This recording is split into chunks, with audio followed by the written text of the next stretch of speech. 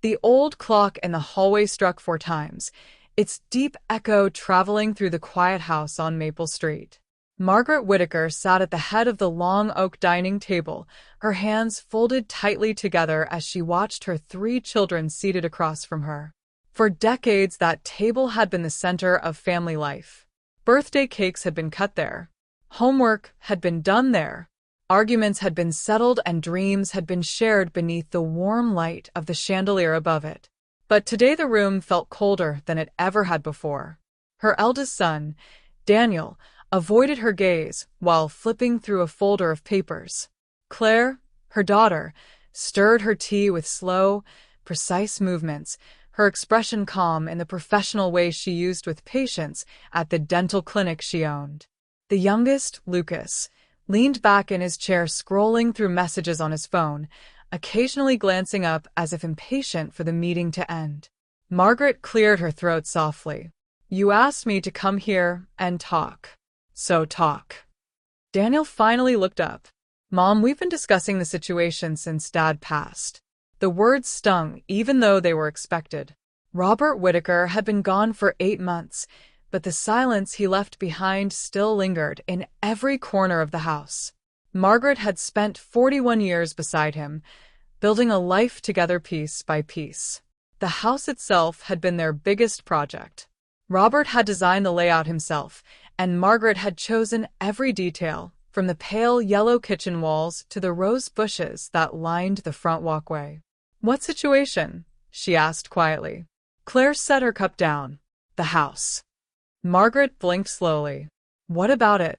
Daniel slid the papers across the table toward her. "According to Dad's will, his assets were divided equally between us 3. That includes this property." Margaret stared at the documents, but didn't touch them. "Your father and I bought this house together. I still live here." Lucas finally spoke without looking up from his phone. "Exactly. "But the property itself is technically part of the inheritance." The room grew heavy with silence. Margaret looked from one face to another, searching for some trace of the children she had raised, the ones who once ran through these halls with scraped knees and sticky fingers. Instead, she saw only adults calculating numbers. Claire leaned forward. "The housing market is extremely strong right now. If we sell, the profit would be significant." "Sell?" Margaret repeated, as if the word itself didn't make sense. Daniel nodded. "It's the most practical option." Margaret let out a small, disbelieving laugh. "Practical? You're talking about my home." Claire sighed as if she were explaining something obvious to a stubborn patient. "Mom, you don't need such a large house anymore. It's just you now." "Just you now." The words echoed in Margaret's mind like an empty hallway. "I raised all 3 of you in this house," she said slowly. "Your father built that staircase with his own hands. We planted the maple tree out front the year Daniel was born." "It's still just a building," Lucas muttered. Margaret felt something tighten inside her chest. Daniel tried to soften his tone. "Look, nobody wants to force you out. We've already thought about solutions." "Solution?" Margaret repeated. Claire nodded. "You could stay with me." For a moment, relief flickered in Margaret's eyes. Claire continued, "We converted the garage into a guest suite last year. It has a bathroom and a small kitchenette." The flicker died instantly. "The garage," Margaret said quietly. "It's comfortable," Claire insisted. "And the kids need their rooms for school. Ethan's preparing for college applications and Lily uses the spare room as a studio." Lucas shrugged. "At least Claire's offering something." Margaret looked down at her hands. They were older now, thin skin marked with faint blue veins. Those same hands had worked 2 jobs when Daniel was in college. They had stayed awake through endless nights when Lucas had asthma attacks as a child. They had held Claire when she cried over her first broken heart. "And this house?" Margaret asked. Daniel hesitated. "We'd put it on the market." The sentence landed like a stone in still water. Margaret slowly lifted her eyes again. "You already decided this." Claire tapped her fingers against the table. "We've been discussing it for weeks. We even talked to a real estate agent," Lucas added casually. Margaret felt the room tilt slightly.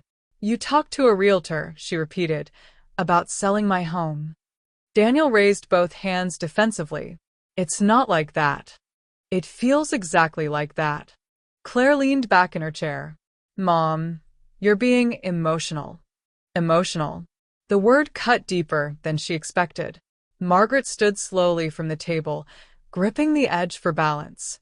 She walked toward the window, overlooking the front yard. The tall maple tree swayed gently in the wind, its branches brushing against the second-floor window just as they had for decades. She remembered the day they planted it. Robert had dug the hole while Daniel toddled around the yard wearing oversized rain boots. Now Daniel sat behind her discussing the house like a business asset. How long? She asked quietly. Daniel checked his watch. 3 weeks. She turned slowly. 3 weeks for what? To decide, Claire said. Either sell the house and split the proceeds, or buy out our shares. Margaret almost laughed again. With what money? She asked softly. My pension barely covers groceries. Nobody answered. The silence was louder than any argument. Finally, Lucas stood up. Look, we're trying to help you. Margaret looked at him carefully. Help me, she repeated. Claire gathered her purse. Just think about it logically. You'll be safer living near family. In the garage, Margaret said. Claire didn't respond. One by one they walked toward the front door. Daniel paused beside her. We'll give you time to think. The door closed behind them a moment later, leaving the house silent again. Margaret remained standing by the window for a long time. The late afternoon sunlight stretched across the living room floor, illuminating dust particles floating through the air. The house felt strangely unfamiliar now, as if it already belonged to someone else. She walked slowly through the hallway, touching the walls as she passed. Every corner held a memory. Here was the mark where Lucas had crashed his bicycle into the wall when he was 12. There was the framed photo from Claire's graduation. The kitchen still smelled faintly of cinnamon from the last pie she had baked with Robert. Margaret stopped beside the fireplace and picked up a photograph. It showed the entire family standing on the beach 10 years earlier. Everyone was smiling, sunburned, and happy. She traced Robert's face with her finger. When did everything change? She whispered. The clock chimed again behind her. The sound echoed through the house like a reminder that time was still moving forward, whether she was ready or not. Margaret sat down slowly on the couch. For the first time since Robert died, a frightening realization began to settle into her mind. This house might no longer be her home. And worse than that, her children no longer seemed to see her as their mother, only as a problem that needed solving. 2 weeks later, the small garage behind Claire Bennett's house smelled faintly of fresh paint and cold concrete. A narrow window near the ceiling allowed a thin strip of sunlight to fall across the room, illuminating the simple furniture Claire had arranged there with efficient practicality. A twin bed stood against the far wall beside a metal nightstand. A folding table with 2 chairs served as both a dining space and a workspace. A portable heater hummed softly in the corner, though it barely warmed the chilly air. Margaret Whittaker stood just inside the door, holding the handle of her suitcase. Her eyes moved slowly across the room, as if she were trying to understand how her life had led her here. Claire watched her with folded arms. It's not perfect, she said matter-of-factly, but it's comfortable enough. Margaret stepped farther inside. The concrete floor had been covered with a thin gray rug that barely reached the edges of the room. A sliding divider hid a tiny bathroom with a plastic shower stall and a toilet that looked like it had come from a discount hardware store. It's tidy, Margaret said quietly. Claire checked her watch. Jason installed the plumbing himself. It saved us money. Margaret nodded even though she hadn't asked. The silence stretched for a moment. Claire walked toward the small kitchenette area. There's a microwave, a mini fridge, and a kettle. You probably won't need to cook much since we eat dinner in the house. Margaret looked up slightly. Dinner in the house? Claire hesitated just long enough for the meaning to become clear. Well, she said, adjusting the sleeve of her blouse, most evenings we eat as a family inside. It's just easier with the kids' schedules. Of course, Margaret thought. Family. She placed her suitcase beside the bed. Claire continued giving instructions in the same calm, organized voice she used at work. There are a few things we should clarify so everyone feels comfortable. Margaret sat slowly on the edge of the mattress. Clarify what? House rules, Claire said. Margaret looked up at her daughter. Rules? It's just easier to avoid misunderstandings, Claire replied briskly. The kids have busy routines, and Jason works from home several days a week. Margaret nodded slowly. Claire began listing them like bullet points from a meeting agenda. You should try not to come into the main house early in the mornings. Between 6 and 8 the kids are getting ready for school. Margaret listened quietly. And Jason uses the downstairs office during the afternoon, so it's best not to interrupt him unless it's important. I see, Margaret said softly. Claire continued. The washer and dryer are available twice a week, Tuesdays and Saturdays. Margaret folded her hands together. And groceries, Claire added. Margaret looked up again. I expect everyone in the house to contribute fairly, Claire said. Even family. There was something sharp about the way she said it. Margaret waited. Claire pulled a small folded paper from her purse and handed it over. Margaret unfolded it slowly. Monthly contribution. Rent, $350. Utilities, $150. Food, $250. Internet, $50. Total, $800. Margaret stared at the numbers. Her entire monthly pension was barely $1,200. Claire spoke before Margaret could respond. We're already covering property taxes and maintenance, so this is more than fair. Margaret folded the paper carefully and placed it on the nightstand. Of course, she said quietly. Claire seemed satisfied. Good. I knew you'd understand. Margaret looked around the garage again. The walls were bare except for a single electrical outlet and a small shelf that held a few mismatched plates. Claire walked toward the door. I have to get back to the clinic, she said. Dinner is usually around 6:30. Margaret nodded. Claire paused at the doorway. Oh, and Mom? Yes. Please try not to leave lights on unnecessarily. Electricity bills have been higher lately. Then she closed the door behind her. The quiet that followed felt enormous. Margaret sat motionless for several minutes. The faint hum of the heater was the only sound in the room. She slowly opened her suitcase and began placing her belongings around the tiny space. There wasn't much. A few sets of clothes. A small photo frame with a picture of Robert smiling in the garden. A worn leather journal she had kept for decades. She placed the photo on the nightstand. Robert's familiar face looked strangely out of place in the cold room. I suppose we've downsized, she whispered. Later that afternoon, she walked cautiously toward the back door of the main house. Inside, the kitchen was bright and spotless. Claire had always loved order. Margaret filled a kettle with water and placed it on the stove. From the living room came the sound of video games and laughter. Claire's twins, Ethan and Lily, were sprawled across the couch.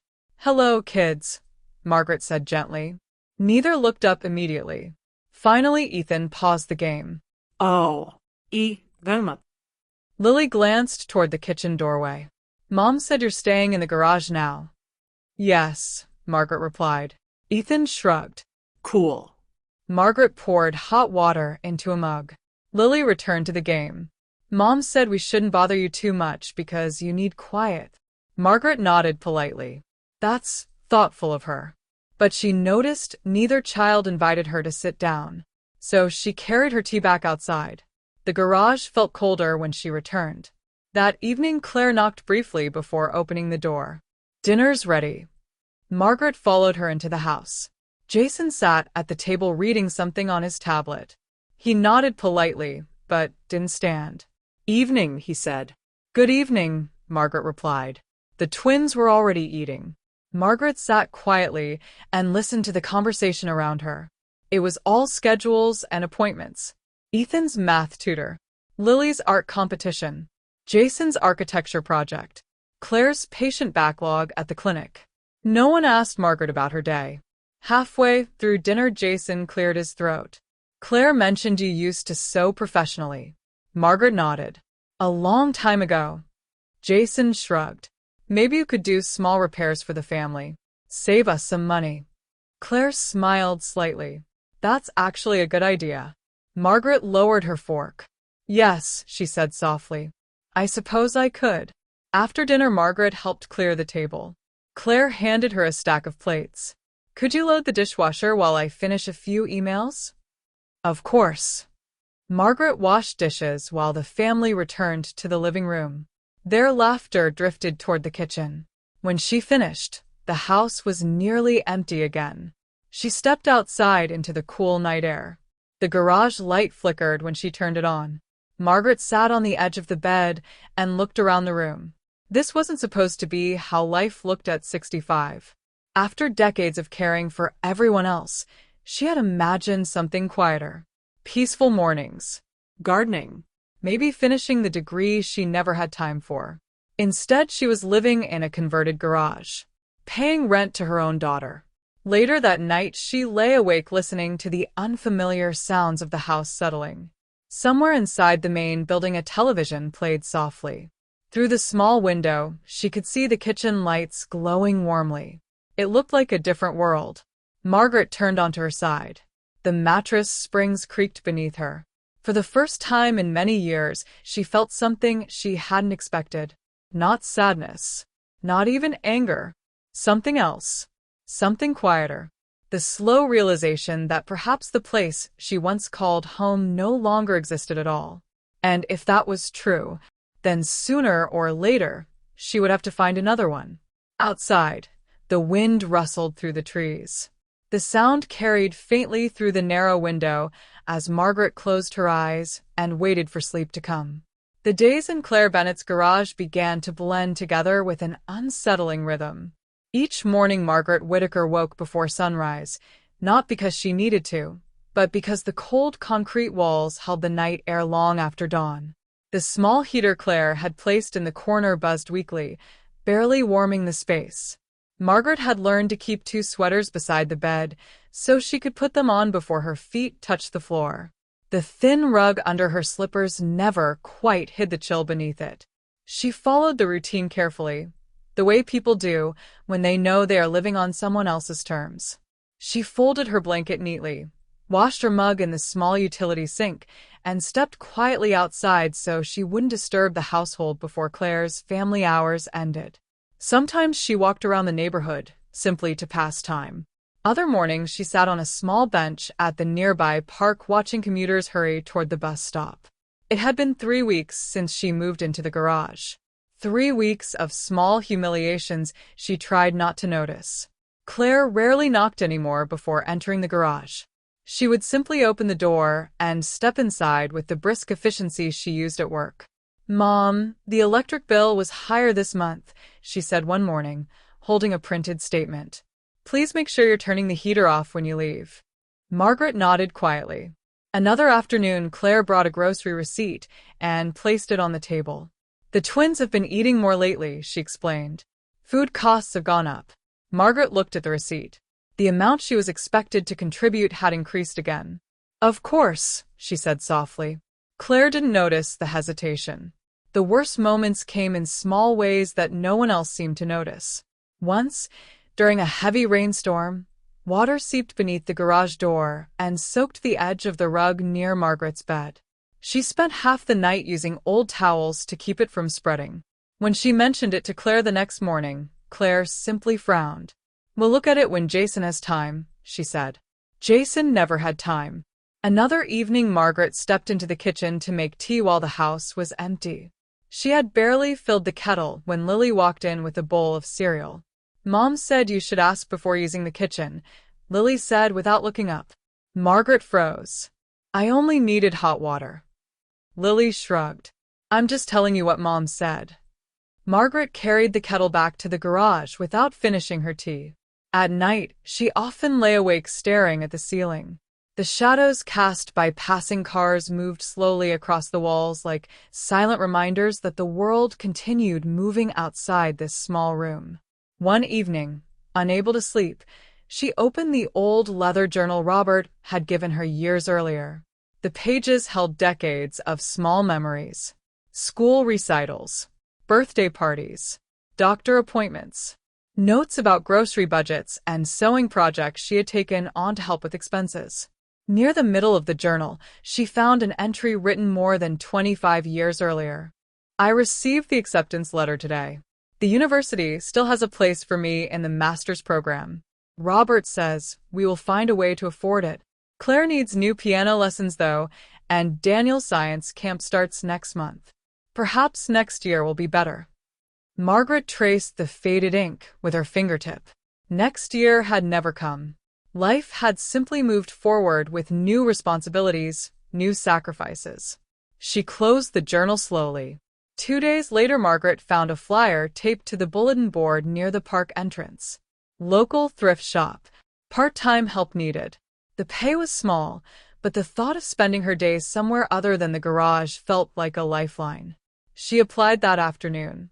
The shop manager, a cheerful woman named Rosa, hired her on the spot.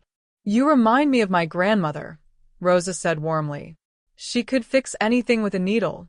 Margaret smiled for the first time in weeks. The job didn't pay much, but it gave her something more valuable: purpose. Each morning she walked to the shop and sorted donated clothes, repairing small tears or replacing missing buttons. Sometimes customers asked for simple alterations, and Margaret's hands moved instinctively across the fabric as if they had never forgotten the skill. For a few hours each day she wasn't a burden. She was simply Margaret. Meanwhile, life at Claire's house continued without much change. One Saturday evening, Claire hosted a dinner party. Margaret knew about it only because she saw the extra cars parked along the street. Through the small garage window, she could see the dining room lights glowing warmly. Laughter drifted through the air along with the smell of roasted chicken and baked apples. Margaret sat quietly on her bed eating a bowl of soup she had heated in the microwave. Halfway through the evening, someone knocked gently on the garage door. Margaret opened it to find Ethan standing there holding a small plate. "Mom said you might want some food," he muttered. On the plate were a few pieces of chicken and potatoes. "Thank you," Margaret said kindly. Ethan shifted awkwardly. "They're having dessert now." Margaret smiled softly. "I hope it's delicious." He nodded and hurried back toward the house. Margaret closed the door and sat down with a plate. The food had grown slightly cold. She ate slowly anyway. Later that night, she heard voices drifting from the house. The garage door was slightly open, and the sound carried clearly through the quiet yard. Michael's voice came first. "This situation can't continue forever." Claire sighed. "I know. I'm already exhausted." Lucas spoke next. "What about assisted living?"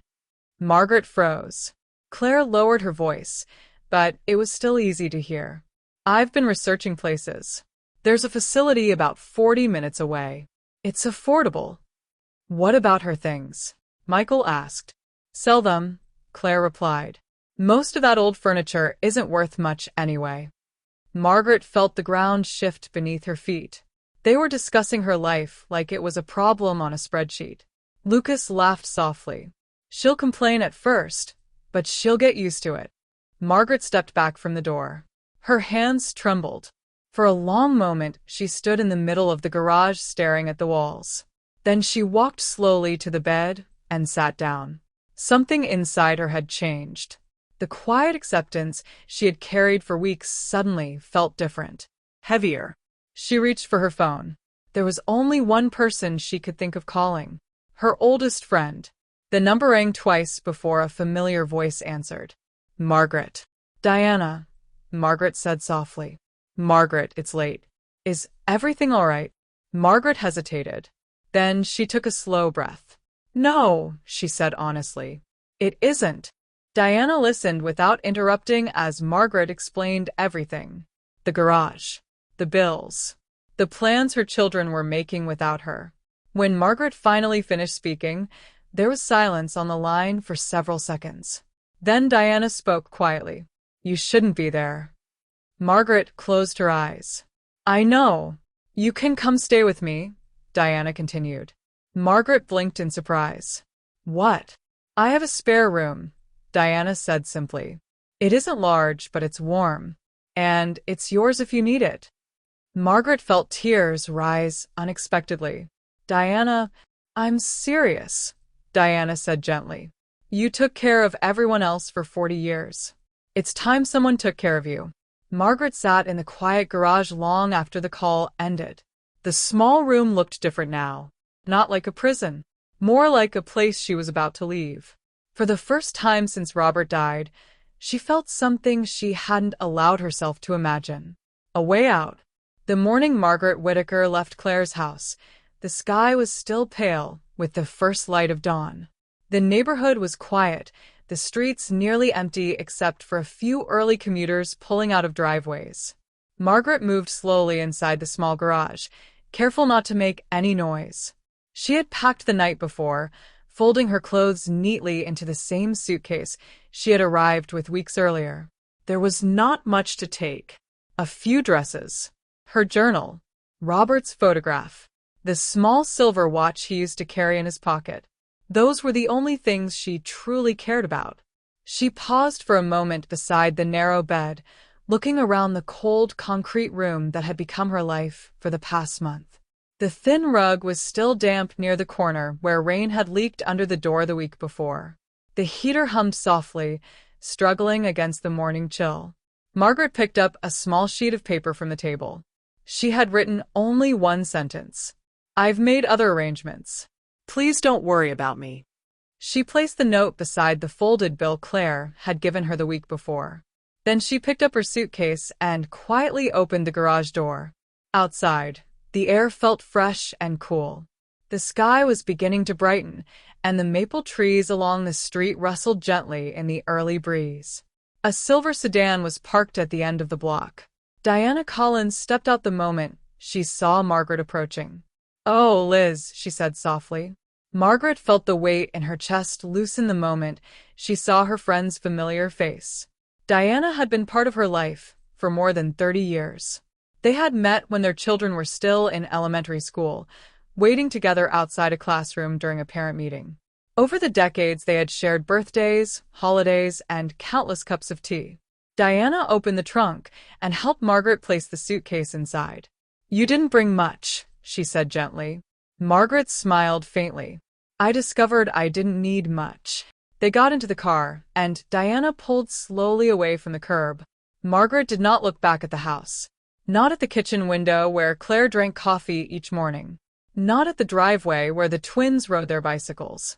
And certainly not at the garage that had become her temporary prison. Instead, she watched the road ahead as the city slowly woke around them. They drove for nearly 40 minutes. The buildings gradually became smaller. Busy intersections turned into quiet streets lined with trees and flower gardens. Eventually, Diana turned into a modest retirement community called Oak Ridge Gardens. The buildings were simple, but well cared for. Small balconies overlooked a courtyard filled with rose bushes and benches. Several elderly residents were already walking along the garden paths, greeting one another as if they had known each other for years. Diana parked near the entrance. "Here we are," she said with a smile. Margaret stepped out of the car and looked around. The air smelled faintly of freshly cut grass. "It's beautiful," she said quietly. Diana led her inside a two-story building with large windows facing the garden. The hallway was bright and warm, decorated with paintings created by residents during art classes. "My apartment is just down here," Diana said. The door opened into a cozy living room filled with sunlight. A comfortable sofa sat near the window, and a small bookshelf held rows of well-worn novels. "It's not fancy," Diana said apologetically. Margaret set her suitcase beside the door and looked around. "It's perfect." Diana showed her the spare bedroom. The space was small but welcoming. A handmade quilt covered the bed, and fresh flowers sat in a glass jar on the windowsill. Margaret touched the soft fabric of the quilt. "You did all this for me?" Diana shrugged. "I had a feeling you might need it." Margaret sat down on the bed and took a slow breath. For the first time in weeks, the air didn't feel heavy. They spent the afternoon drinking tea and catching up on small things. Diana spoke about the residents in the building, the weekly book club, and the gardening group that met every Saturday morning. Margaret listened quietly. It felt strange to be in a place where people spoke kindly without expecting anything in return. Later that evening, Margaret's phone began ringing. The screen showed Claire's name. Margaret watched the phone vibrate on the table. She didn't answer. A few minutes later it rang again. Daniel this time. Then Lucas. One call after another. Diana glanced toward the phone. "You don't have to answer right now," she said gently. Margaret nodded. "They'll leave messages." And they did. Claire's voice came first, tight with irritation. "Mom, this isn't funny. Where are you? Call me back." Daniel's message followed, sounding more annoyed than concerned. "You can't just disappear like this. We need to discuss the house." Lucas's voicemail was the shortest. "You're making this complicated." Margaret listened to each message quietly before deleting them. Not one of them asked if she was safe. Not one said they loved her. Diana reached across the table and squeezed her hand. "You did the right thing." Margaret looked out the window toward the garden. "I hope so." Over the next few weeks, Margaret slowly settled into a new routine. In the mornings, she walked through the courtyard garden with Diana and several other residents. Many of them had stories similar to hers. Children who lived far away, families who had grown distant over the years. But instead of bitterness, the community seemed filled with quiet understanding. One afternoon, Diana took Margaret to the community center. "There's something I want to show you," she said. Inside was a small room with 2 sewing machines, shelves of fabric, and several boxes filled with thread and measuring tape. "It used to be a sewing shop for the residents," Diana explained. "The woman who ran it moved to assisted living last year." Margaret ran her fingers gently across the machine. "You remember how to sew, don't you?" Diana asked. Margaret smiled faintly. "My hands remember." Within days, residents began bringing clothes for small alterations. A jacket sleeve that needed shortening, a dress that needed adjusting, a pair of trousers that needed hemming.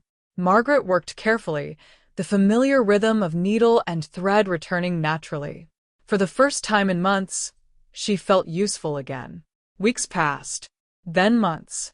Slowly, the small sewing room became busy. Residents told their friends. Families from nearby neighborhoods began visiting with requests. Margaret even started designing small adjustments to clothing for elderly people, hidden buttons that were easier to manage, soft closures for arthritic hands. Word spread quickly. The tiny shop became something more than just a hobby. It became Margaret's work. One afternoon, nearly a year later, Margaret was measuring fabric for a new dress when someone appeared in the doorway of the sewing room. Claire Bennett stood there. Beside her was Emma. Margaret looked up slowly. Neither spoke for a moment. Emma finally broke the silence. "Grandma, is this where you work?" Margaret nodded. "Yes, sweetheart." Emma stepped inside, her eyes wide with excitement as she looked around the sewing room. "It's amazing." Claire remained near the door, looking at the neatly organized workspace and the dresses hanging along the wall. "You've built something here," she said quietly. Margaret met her daughter's eyes. "Yes," she said calmly. "I have." Claire looked around the room again, as if seeing her mother for the first time in a very long while. A full year had passed since Margaret Whittaker walked away from the cold garage behind Claire Bennett's house. In that year, the quiet retirement community of Oak Ridge Gardens had become more than just a temporary refuge. It had slowly transformed into something Margaret had not expected to find again so late in life. It had become home. The small apartment she rented overlooked the courtyard garden where roses bloomed from early spring until the last warm days of autumn. Every morning, sunlight filled the bay window in her living room, warming the soft chair where she liked to drink her coffee while reading the newspaper. But the place that truly belonged to her was not the apartment. It was the sewing room.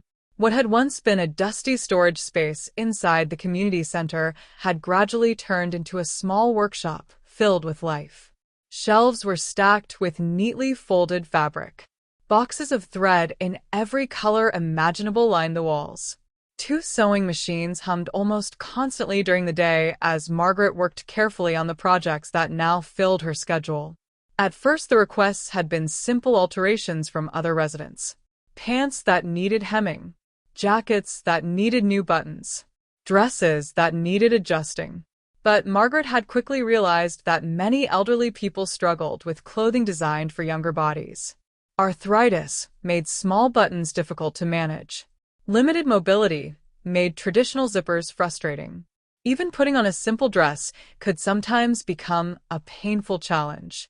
So Margaret began creating small solutions. Hidden magnetic closures that looked like ordinary buttons. Soft seams that didn't irritate sensitive skin. Dresses designed to slip on easily without sacrificing dignity. The changes were small but meaningful, and people noticed. Families visiting relatives in Oak Ridge began asking about this seamstress who makes the special clothes. Soon orders arrived from nearby assisted living centers and rehabilitation hospitals. One local hospital even asked Margaret to design several adaptive gowns for their geriatric patients, clothing that provided both comfort and dignity. The sewing room that once sat empty was now busy nearly every day. Margaret worked steadily, but never rushed. Each garment received the same careful attention she had given to the countless pieces of clothing she had sewn during the difficult years when Robert was ill and money had been tight. Her hands had not forgotten their skill.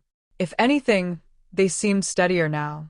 One Sunday morning, Margaret stood at her bay window watching the early sunlight spread across the courtyard garden.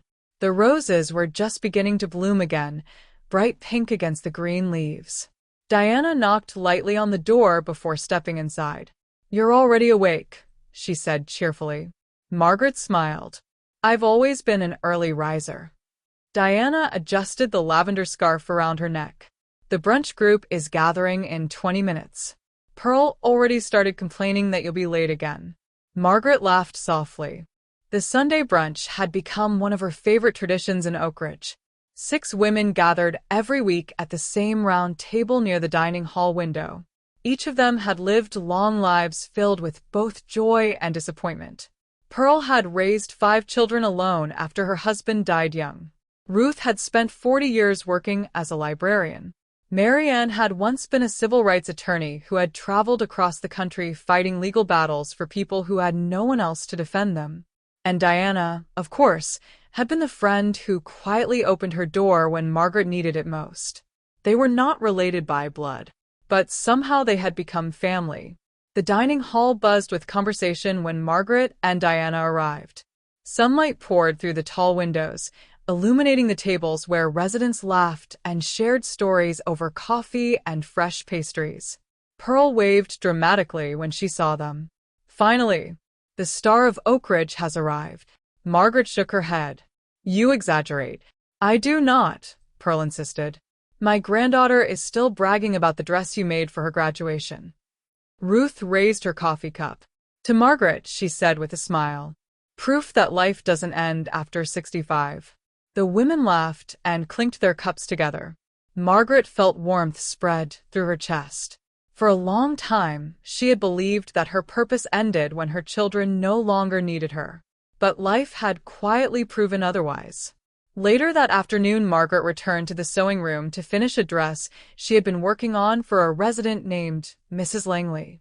She had just pinned the final seam when her phone vibrated on the work table. The screen showed a name she had not seen for months. Emma. Margaret answered immediately. "Hello, sweetheart." Emma's voice sounded excited but nervous. "Grandma?" "Hello, Emma. How are you?" "I'm good. I wanted to tell you something." Margaret waited patiently. "I got an A on my sewing project at school," Emma said proudly. Margaret smiled. "That's wonderful." "I made a skirt," Emma continued. "It's not perfect, but my teacher said I have good instincts." "You absolutely do," Margaret replied warmly. There was a brief pause. Then Emma lowered her voice slightly. "Mom doesn't know I'm calling." Margaret glanced toward the window. "I see." Emma continued quietly. I miss you. The words settled gently in the room. Margaret closed her eyes for a moment. I miss you too, sweetheart.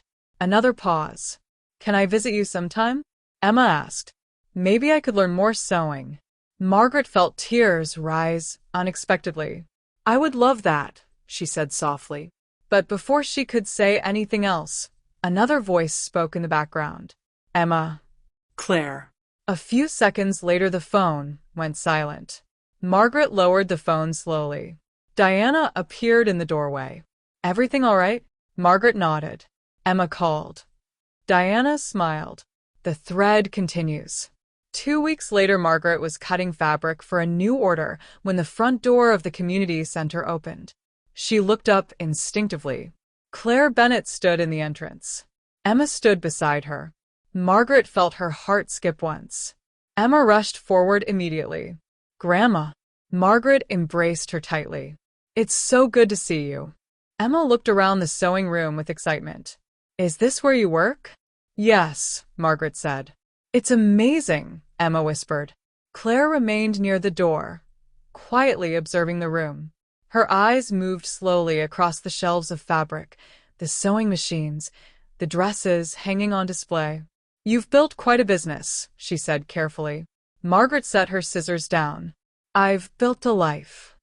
Claire stepped farther inside. For the first time since Margaret had known her, Claire looked uncertain. I didn't realize, she began. Margaret waited. I didn't realize you were capable of all this, Claire finished quietly. Margaret met her daughter's gaze calmly. There are many things you don't know about me. Emma tugged at Margaret's sleeve. Grandma, can you show me how to make one of those dresses? Margaret smiled. Of course. Emma hurried to the work table while Claire remained standing near the doorway. For several minutes, Margaret explained how to measure fabric while Emma watched eagerly. Finally, Claire spoke again. Maybe we could talk sometime, she said. Margaret glanced up. Perhaps. Claire hesitated. Dinner? A year ago, Margaret would have agreed immediately. Now she simply thought about it.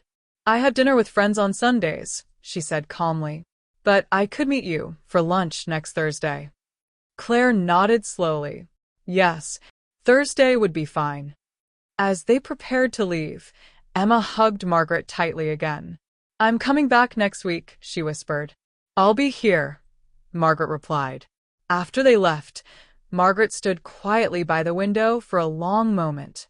Diana entered the room a few minutes later. Well, she asked. Margaret smiled softly. It's a beginning. Outside, the evening sun dipped below the trees, painting the sky in warm shades of orange and gold.